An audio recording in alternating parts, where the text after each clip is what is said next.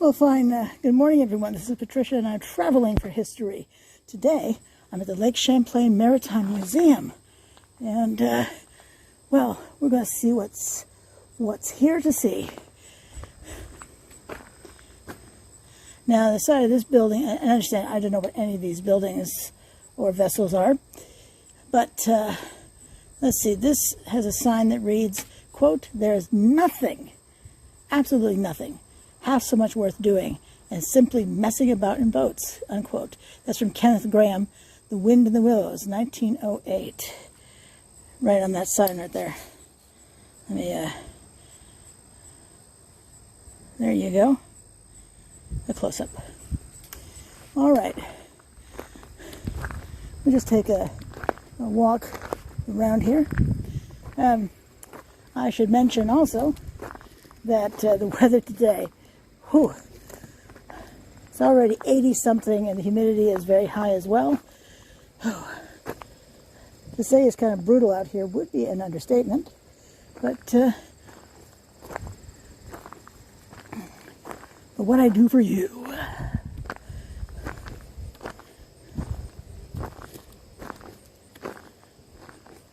If you want to come here, by the way, is free admission, at least for 2023, and that's fantastic.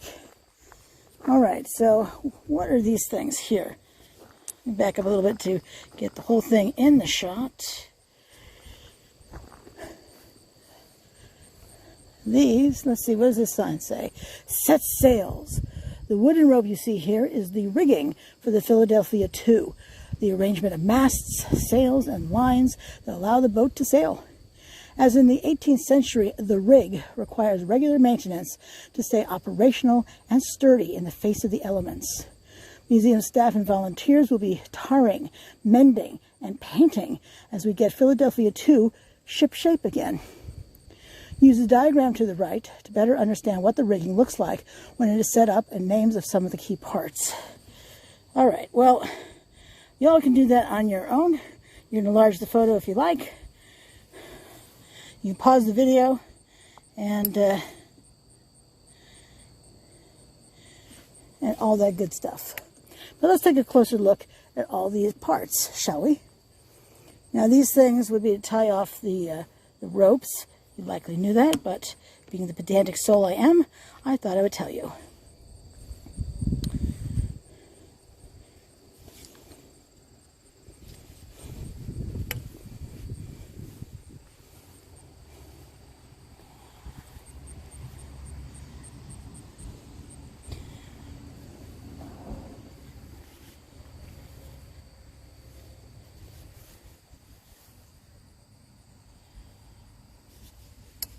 That definitely looks like it has tar on it. This right here. And we see there's also rope on the ground. Now, by the way, they do allow filming and photographing to your heart's content here. So, my fellow creators who like to film and like to film places like this, come on down. And let me show you what I was given also. Given this here, Canal Schooner Lois McClure, a memento of the 2004 inaugural tour. For free. I was given that for free.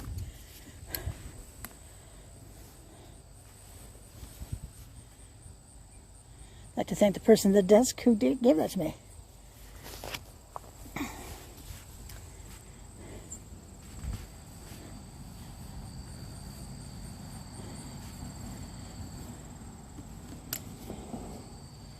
I will say that looks like an anchor to me, but I'll have to go back and look at the sign.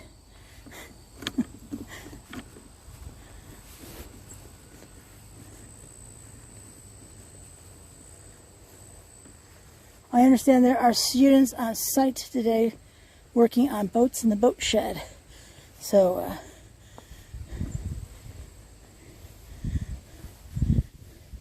something to think about. They have a lot of opportunities, not only to volunteer here, but for young people to learn interesting things. All right, let's continue on to the cannon. And that building over there is the boat shed.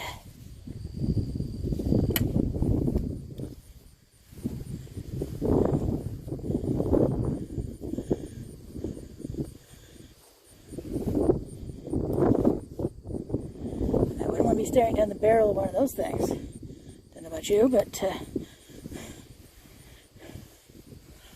the sign says weapons of war. Quote, some of their dead were then floating on the brink of the water, just as the surf threw them, unquote. British Lieutenant William Digby, October 1776. These reproduction cannons are replicas of the weaponry mounted on the gunboat Philadelphia in 1776. While normally mounted on Philadelphia II, they are displayed here in their original arrangement on our lawn while the ship undergoes maintenance. 2 9-pound cannons on wheeled carriages were in the middle of the ship, pointing out to each side. A third 12-pound cannon was in the bow, mounted on a slide carriage. The Battle of Valcour Bay was fought at close quarters. The noise of battle was deafening. The smoke was suffocating. First-hand accounts of the battle noted gruesome details of severed limbs and lost lives. While the Americans did not win the battle, they delayed the British fleet long enough to influence the future of the war. This was achieved through violence and loss of life. Cannons like these and other weapons led to the brutal deaths of Native American, Colonial American, and British sailors. How should we remember this complicated history of violence in our region? It says down at the bottom, learn more about this important and complex part of American history in the exhibit Key to Liberty, the American Revolution in the Champlain Valley.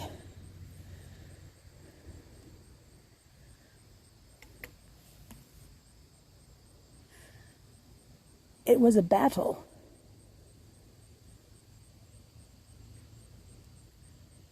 There's nothing clean about war.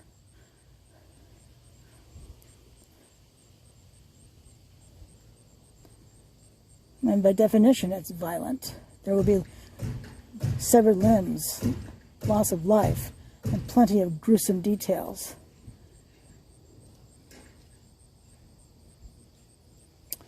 Anyway, let's look at these cannons, shall we?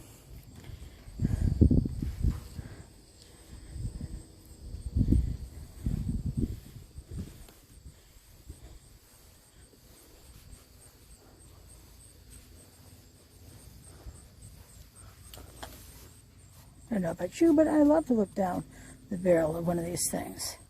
I have a few videos where I've done just that. And let's see. How far down does it go? Looks like it goes pretty far down.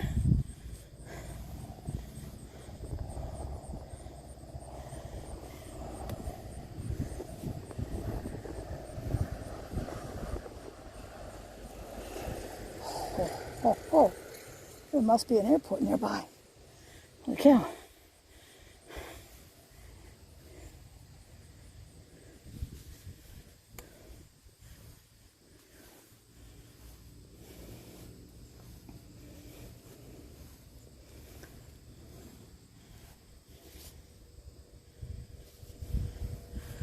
Now this one has a plug in it.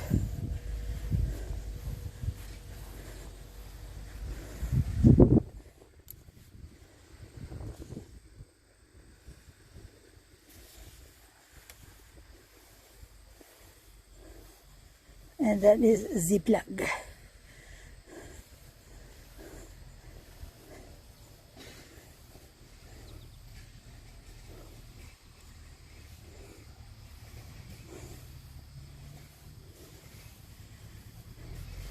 And this is the last cannon, the third cannon of the trio.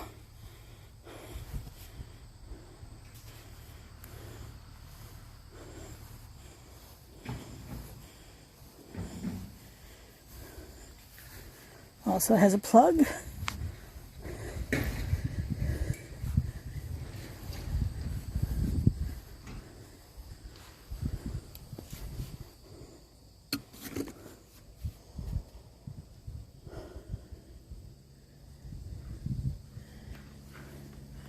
And there's a boat here as well.